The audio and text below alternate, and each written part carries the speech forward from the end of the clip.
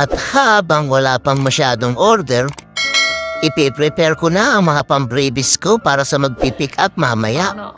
Ganyan kayo kalap ni Mamang Guard.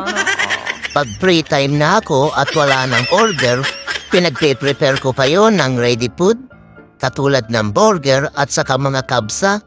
Gusto ko kasi merong cook food at saka merong raw food ang napipick up ninyo para naman sulit yung pagpunta ninyo sa hotel. At sasamantalahin na rin natin kasi nalalapit na yung pag-uwi namin ng Riyadh.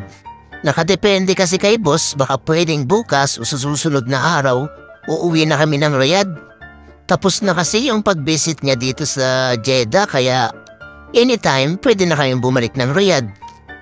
Huwag kayong magka-cancel o kaya huwag niyo ipagpabukas yung pag-pick up kasi araw-araw maraming naka-schedule at araw-araw marami akong binibigyan.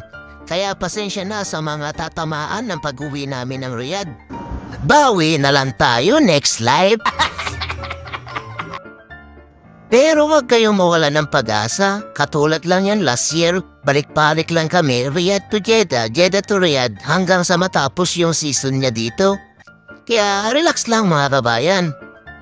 Sisikapin kong mabigyan lahat ng mga nagko-comment sa Facebook at saka sa TikTok. At saka yung mga masisipag kong follower, bibigyan ko ng bonus yan. Kahit nakakuha na kayo, pwede pa kayong mabigyan ulit. Antay-antay lang kayo. Sana all. Kaya patuloy nyo lang suportahan si Mamang Guard. I-share nyo yung mga video.